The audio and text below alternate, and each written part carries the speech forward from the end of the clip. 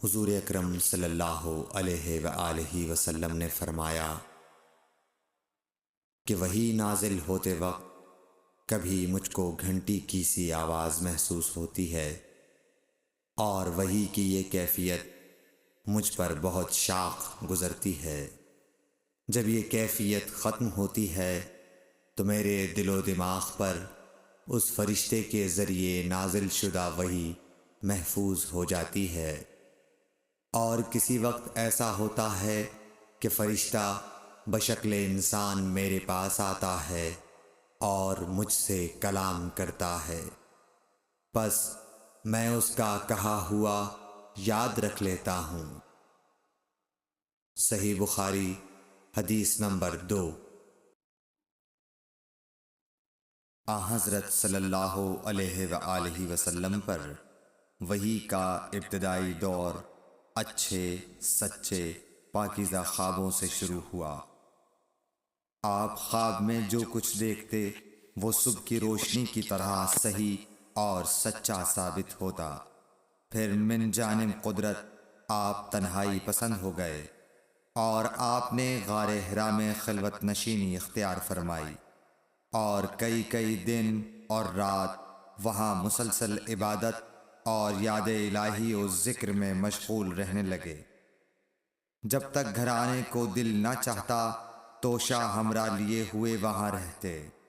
توشہ ختم ہونے پر ہی اہلیہ محترمہ حضرت خدیجہ رضی اللہ تعالی عنہا کے پاس تشریف لاتے اور کچھ توشہ ہمراہ لے کر پھر وہاں جا کر خلوت گزین ہو جاتے۔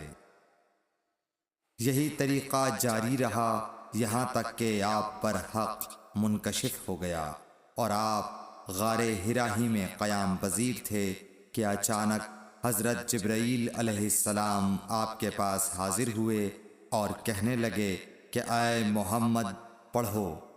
آپ فرماتے ہیں کہ میں نے کہا کہ میں پڑھنا نہیں جانتا۔ آپ صلی اللہ علیہ وسلم فرماتے ہیں کہ فرشتے نے مجھے پکڑ کر اتنے زور سے بھینچا کہ میری طاقت جواب دے گئی، پھر مجھے چھوڑ کر کہا پڑھو۔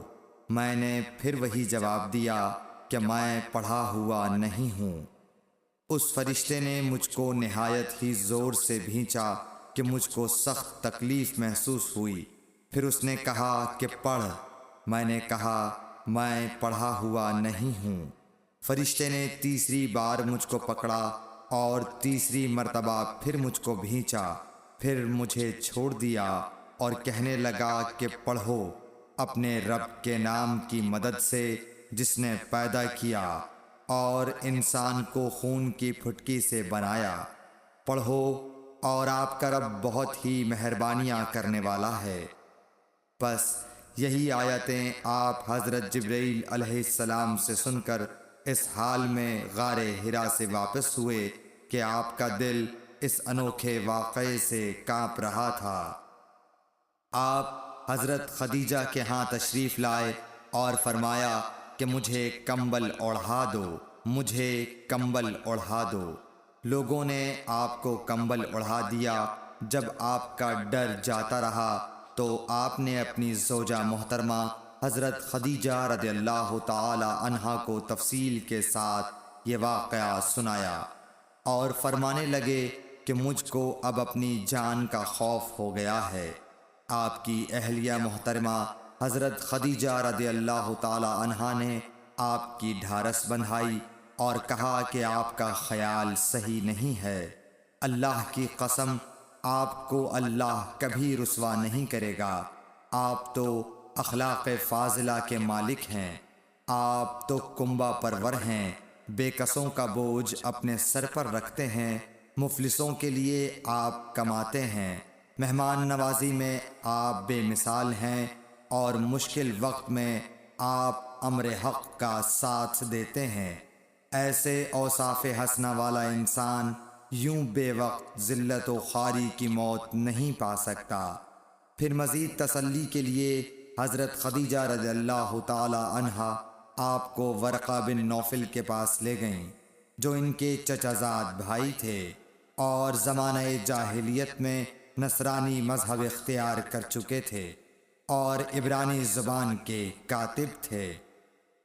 چنانچہ انجیل کو بھی حسب منشائے خداوندی عبرانی زبان میں لکھا کرتے تھے۔ انجیل سریانی زبان میں نازل ہوئی تھی، پھر اس کا ترجمہ عبرانی زبان میں ہوا۔ ورقہ اسی کو لکھتے تھے۔ وہ بہت بوڑھے ہو گئے تھے، یہاں تک کہ ان کی بینائی بھی رخصت ہو چکی تھی۔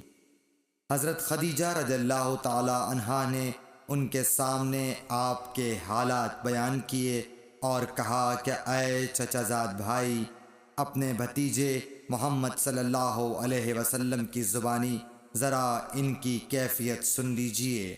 وہ بولے کہ بھتیجے، آپ نے جو کچھ دیکھا ہے اس کی تفصیل سناؤ۔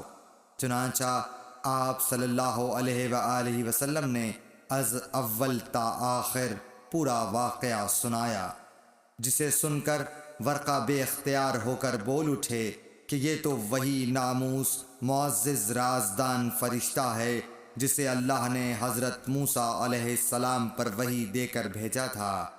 کاش میں آپ کے اس عہد نبوت کے شروع ہونے پر جواں عمر ہوتا، کاش میں اس وقت تک زندہ رہتا جب کہ آپ کی قوم آپ کو اس شہر سے نکال دے گی۔ رسول کریم صلی اللہ علیہ وآلہ وسلم نے یہ سن کر تعجب سے پوچھا کہ کیا وہ لوگ مجھ کو نکال دیں گے، حالانکہ میں تو ان میں صادق و امین و مقبول ہوں۔ ورقہ بولا، ہاں یہ سب کچھ سچ ہے، مگر جو شخص بھی آپ کی طرح امر حق لے کر آیا، لوگ اس کے دشمن ہی ہو گئے ہیں۔ اگر مجھے آپ کی نبوت کا وہ زمانہ مل جائے تو میں آپ کی پوری مدد کروں گا۔ مگر ورقہ کچھ دنوں کے بعد انتقال کر گئے، پھر کچھ عرصے تک وحی کی آمد موقوف رہی۔ صحیح بخاری حدیث نمبر 3۔